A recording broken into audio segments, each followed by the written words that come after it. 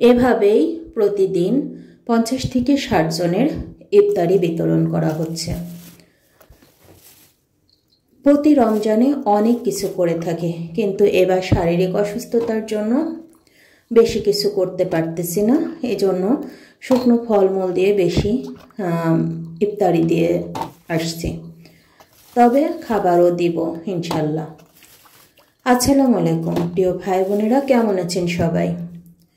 আপনারা যদি আমার ভিডিওটি দেখে থাকেন বা আমার ভিডিওগুলো ভালো লেগে থাকে, তাহলে লাইক কমেন্ট শেয়ার করে পাশে থাকবেন।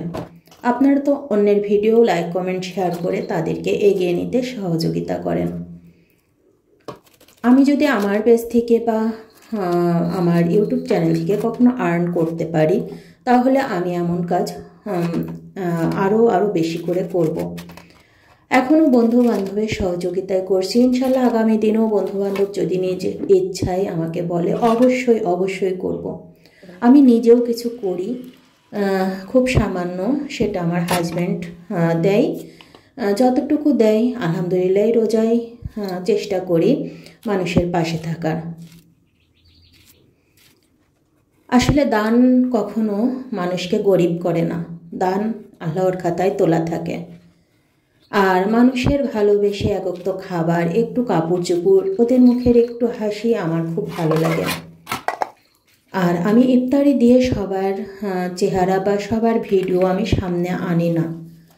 আমি যতটা সম্ভব তাদেরকে মুখ ঢেকে আসতে বলি, কারণ প্রত্যেকটা মানুষেরই আলাদা আলাদা একটা সম্মান আছে।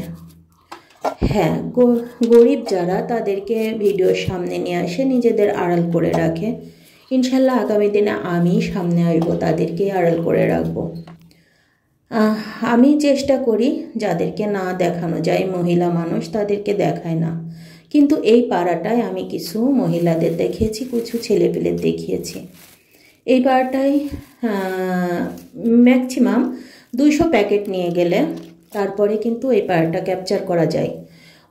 অনেক দরিদ্র লোক এখানে, বিশেষ করে মহিলা আর শিশু অনেক বেশি।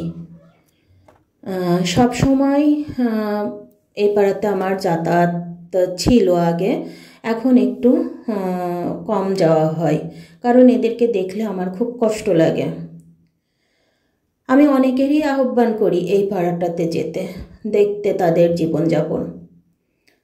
এখানে কয়েকটা এতিম ছেলেপেলে আছে, যাদেরকে একটু কাপড় চোপড় দিব। আর কিছু মহিলা আছে যাদের একটু ম্যাক্সির পিস দিব, কারণ শাড়ি সবাই পরতে চায় না, এখন আর পরে না। সেই তো একটা ম্যাক্সির পিস আর বড় একটা ওড়না দিলে গা হাত পা ঢাকা থাকে, যেহেতু ওরা বাসা বাড়িতে কাজ করে এবং টোকাহিগিরি করে, মানে রাস্তা থেকে কাগজ বোতল এগুলো কুড়ায়। তো তাদের সেই সব মহিলাদের শাড়ি পরে সবসময় কাজ করতে পারে না, এজন্য ম্যাক্সির পিস দিলে ওদেরকে সুবিধা হবে। তো যতটা সম্ভব আমি চেষ্টা করব তাদেরকে দেওয়ার। ওদের মতো অনেক অসহায় মানুষ সব এলাকাতে আছে। আপনারা যদি আপনাদের পাশের এলাকায় দিয়ে, কখনো যদি সম্ভব হয় আমাদের এলাকায় বা অন্যর এলাকায় দিবেন, এতে করে কয়েকজন উপকৃত হলেও হবে। আপনারা দেখতে পারছেন, ওরা যখন আসছে মুখ খোলা ছিল, আমি নিজে ওদের মুখ বাঁধতে বলেছি, মুখটা ঢাকতে বলেছি। আমি চাই না যে 1 প্যাকেট ইফতারির খাবার দিয়ে ওদেরকে সামনে আনি। তবুও অন্যের টাকায় কাজ করি, বন্ধুদের টাকায় কাজ করি দেখে আমি এই ভিডিওগুলো দিই। আমি যদি ভিডিও দিতাম, প্রতিদিন ভিডিও দিতে পারি, কিন্তু আমি সেই সময়টাই পাচ্ছি না যে এডিট করে আমি সুন্দর করে ভিডিওটা দিব আপনাদের মাঝে। তো যাই হোক, আপনারা দোয়া করবেন আমি যেন সামনে এদেরকে একটু ভালো রাখতে পারি। এই যে বাচ্চা কাচ্চা দেখছেন, এরা পাগল, ও একদমই পাগল। তো ওর মাও পাগল। এর আগেও ওদের ভিডিও দেখিয়েছি। আমি ওদের বলছিলাম যে আমি ফোন দিলে তোমাদের কয়েকজনের জামার মাপ নেব, তোমরা এসো। যাই হোক, এখানে অনেক কথা হচ্ছিল, যার জন্য আমি কথাগুলো কেটে দিয়েছি।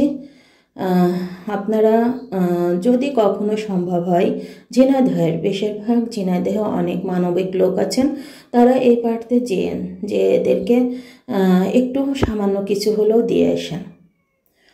আপনারা যদি দুজনের পাশে থাকেন, আমি দুজনের পাশে থাকি, আরেকজন যদি দুজনের পাশে থাকে, তাহলে কিন্তু অনেকজনকে দেওয়া যায়। এই জন্য অনুরোধ করছি, যেহেতু আপনারাও মানবতার কাজ করেন, তাই আপনাদের অনুরোধ করছি। আর আমি যতটা পারবো ততটা করব। আমার জন্য শুধু দোয়া করবেন, আমি যেন একটু সুস্থ থাকতে পারি। আমার ভিডিওটি যদি ভালো লাগে লাইক কমেন্ট শেয়ার করে পাশে থাকবেন। আল্লাহ হাফেজ। আসসালামু আলাইকুম।